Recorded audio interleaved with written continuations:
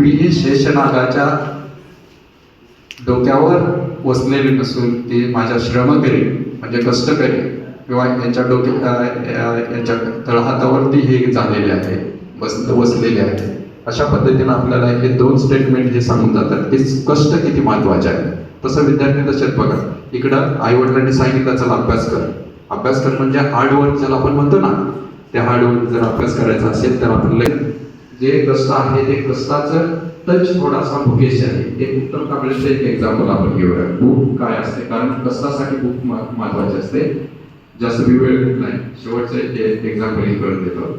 एकदा असं हॉस्टेलला म्हणजे इथले म्हणजे जे कष्ट करत नाही, ज्यांना बाहेर कोणी शिक्षक गेलेलं नाही, कॉलेज जवळ आहे, असेच उत्तम कांबळे एकदा हॉस्टेलला म्हणजे चौथीपासून आमचा पण सगळा चौथीपासूनचा सगळा हॉस्टेललाच गेलेला आहे सगळा दिवस.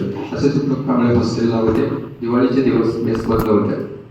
मेस बंद झाल्यानंतर अन्न, कष्टातून सगळ्यांना सगळ्यात महत्वाची नीड म्हणजे अन्न, वस्त्र, निवारा. ज्यांना कष्ट हे सगळं करतात ना, ते सगळं पहिलं जे आहे ते पोटासाठी आहे. म्हणून मी एक्झाम्पल सांगतो, त्याचं रिलेशन आपल्याला महत्वाचं जाणून घेतलं पाहिजे. असेच ते मेस बंद होत्या.